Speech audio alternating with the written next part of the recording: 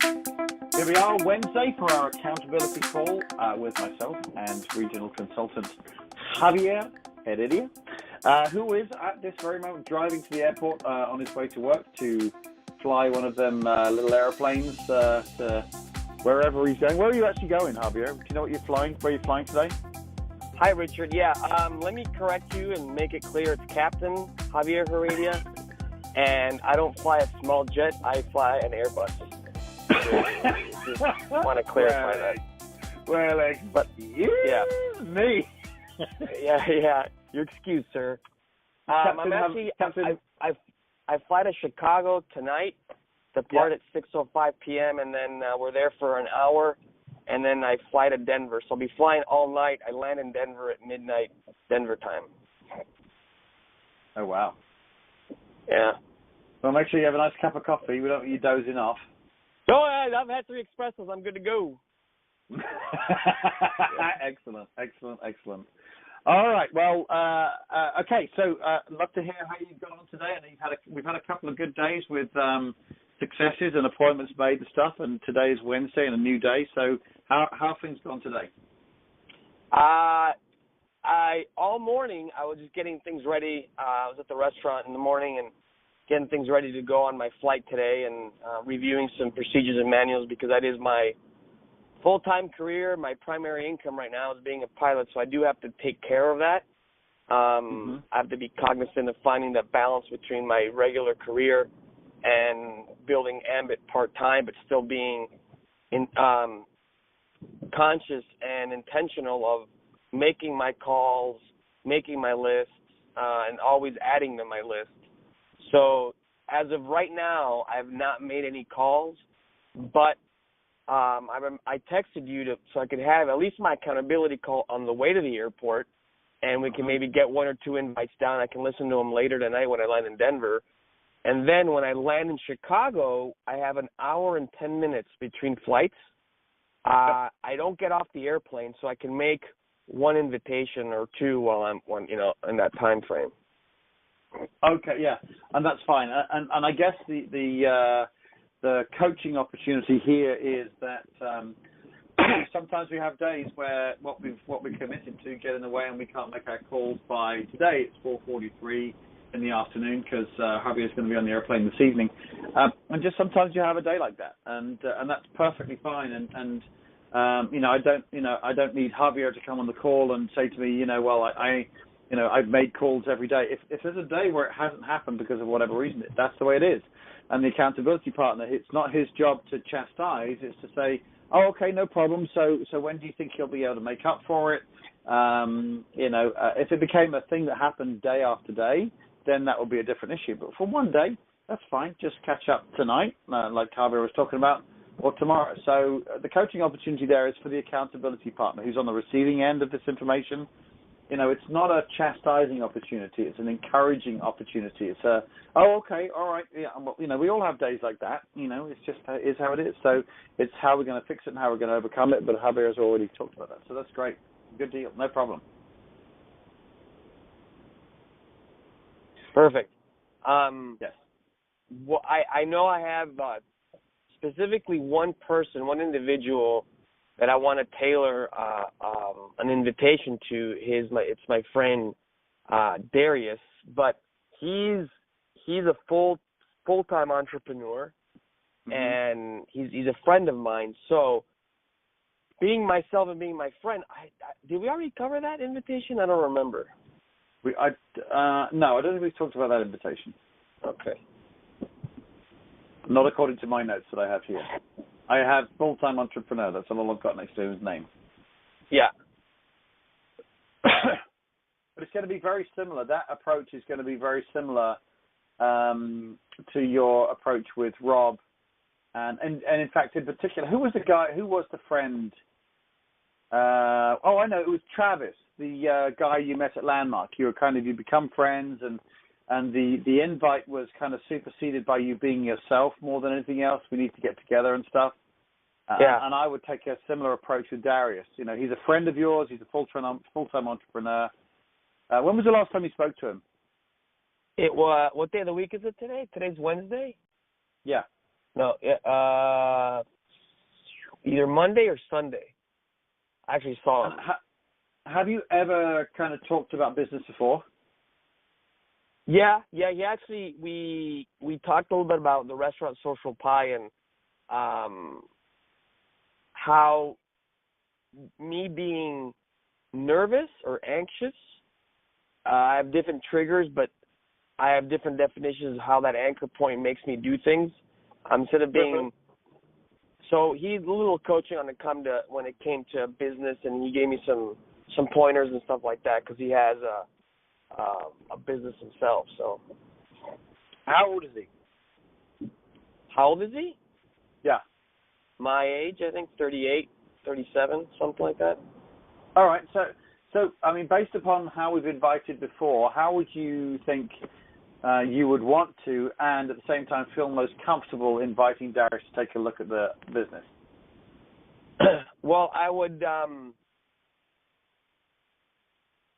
preface and I would say, hey man, I'd thank him for his time when he came in to visit me in Social Pie, and thank you for your guidance and your knowledge that you've given me and those pointers for business. And I wanted to, I have another business here, another project here in Dallas. It's working well for me, and in different states as well.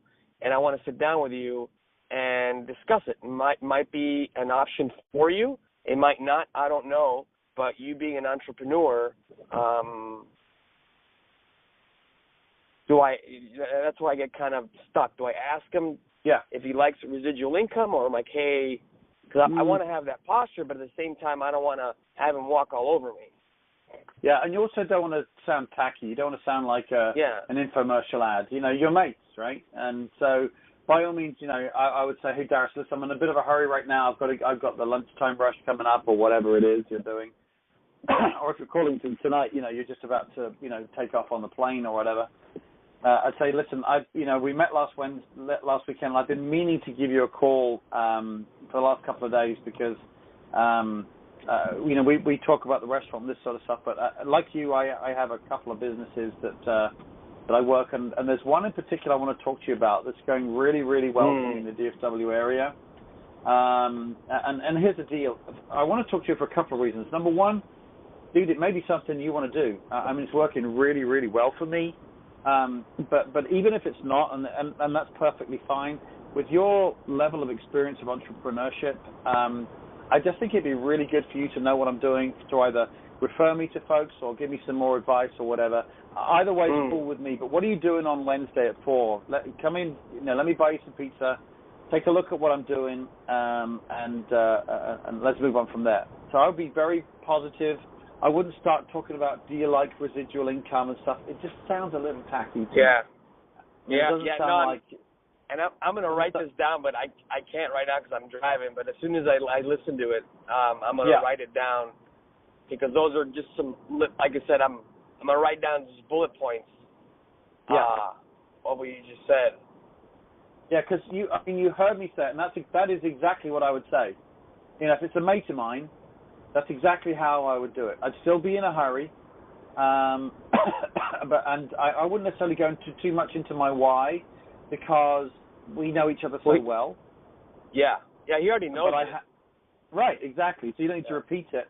We're always talking about business and stuff, and I've been meaning to give you a call because there's another business. You and I being entrepreneur, we've got these businesses. There's another business I really want to talk to you about.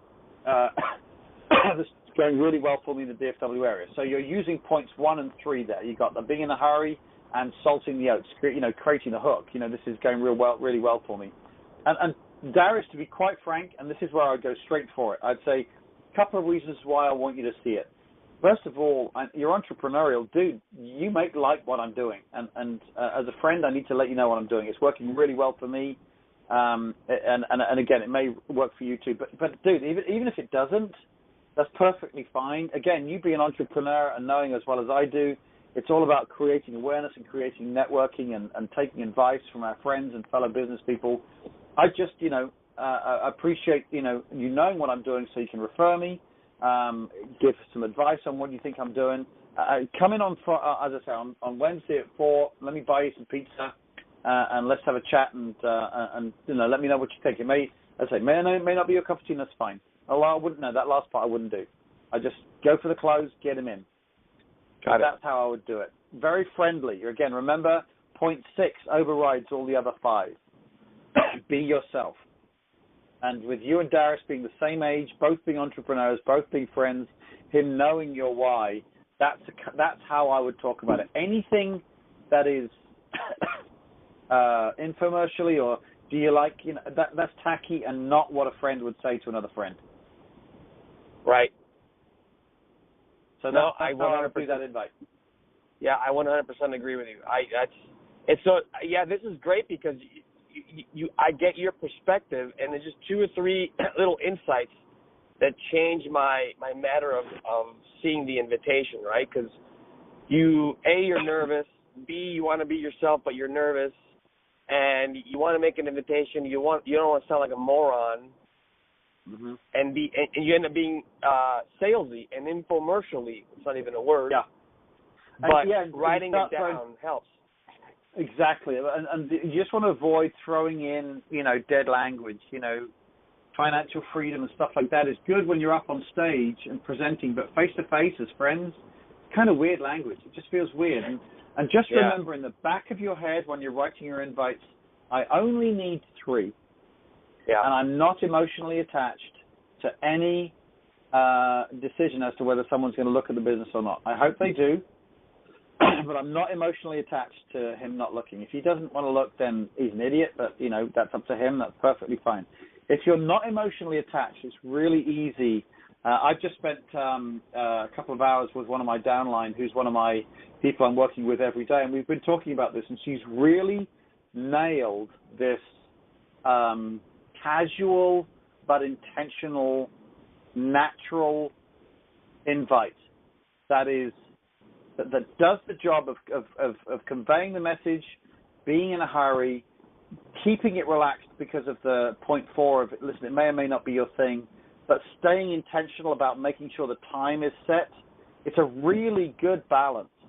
And she's nailed it. And she has gone from someone who was getting a lot of people turning her down for invitations because she used to be a Mary Kay girl. And it was a little bit too, no disrespect to Mary Kay, but a little bit too salesy, a little bit too, instead of it being conversational and friendly. And she gets literally, if she makes 10 calls, I wouldn't be surprised if she gets 10 yeses to look at the business. Now, that's not 10 yeses to join the business. That's 10 yeses just to look, because she's just got it nailed.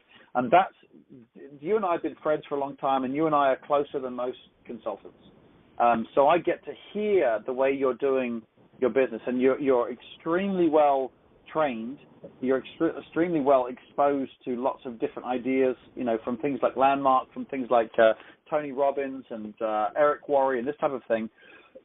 But and this is what we're working on this week more than anything else. When I hear you talking to me, that's how I want you to invite. But sometimes when I've heard you on the phone, something changes. It's probably a little nervousness. It's probably a slight attachment to the outcome of the call. Just little things like that. And as I say, there's little fine-tuning things that I say when I'm doing my invites. It's because I truly don't give a crap if they take a look or they join or not.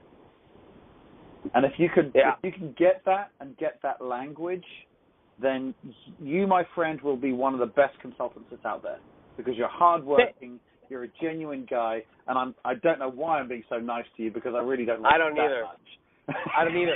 And I'm now accelerating on 183 as fast as I can. So I'm excited.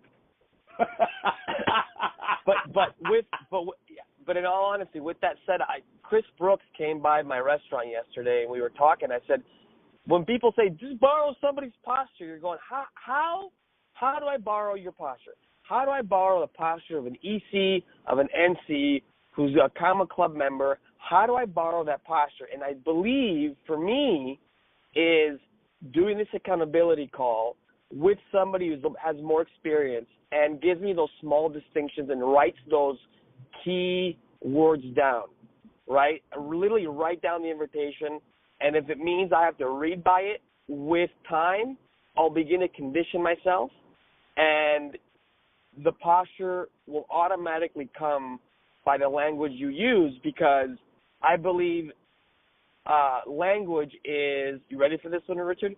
Language is the raw material of success. How's that?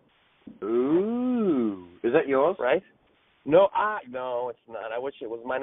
I was listening to an audio book, and they said that you have to be careful what language you use to yourself and to other people. Yeah, absolutely.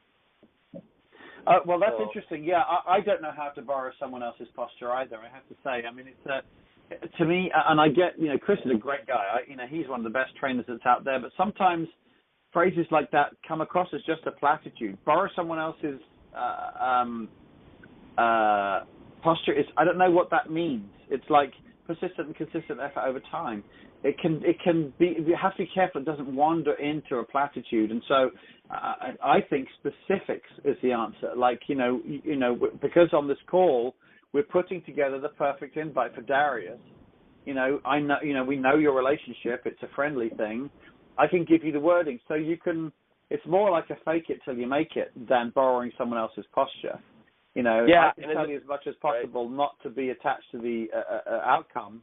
But if I'm giving you the phraseology to use and you listen to that call, once I've got it up on Facebook a couple of times, that's it. That's how I'll say it. You're faking it till you make it. And then the posture will come because you've become an SC or you've just, you've got so many people joining your business, you don't care. Right. Cool. All right. I agree. So will this recording be up by the time I land in Chicago?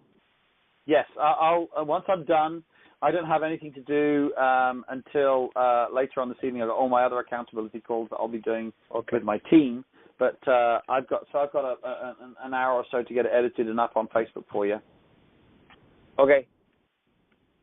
Good deal. All right. Well, thank you for being vulnerable and telling me you didn't do anything today.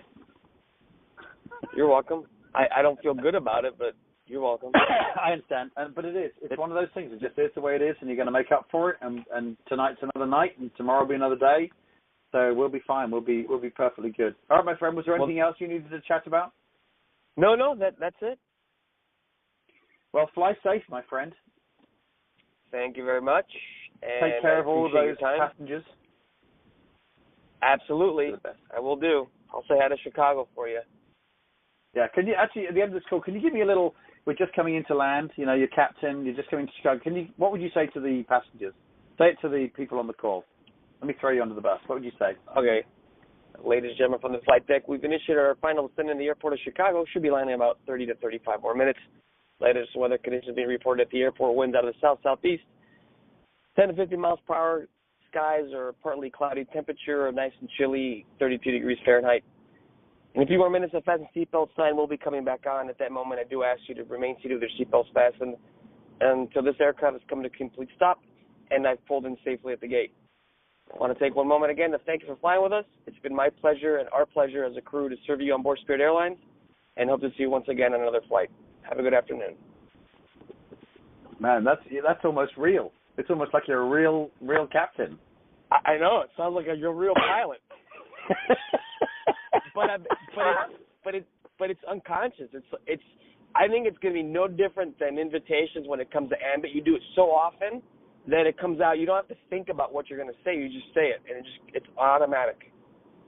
And you know what? That is a really good point. I'm glad I asked you to do that because that is exactly right. I know now because of the two things. I don't care about what someone thinks or not. I'm not attached to the outcome. And I know my 5 points. If I'm forced into an invite, like I am on the Sunday Purge call, regularly, someone will throw something on. I have to come up with an invite. It just comes off the tongue, just like when you're talking to your passengers or you're coming into the final descent, and it's as automatic as that. And it's not like we don't have anything going on. We're busy. We're descending. We're running checklists. The air traffic control's talking to us. So there's things happening in the airplane. So it's not like you can turn around and say, everybody be quiet. I'm making my announcement.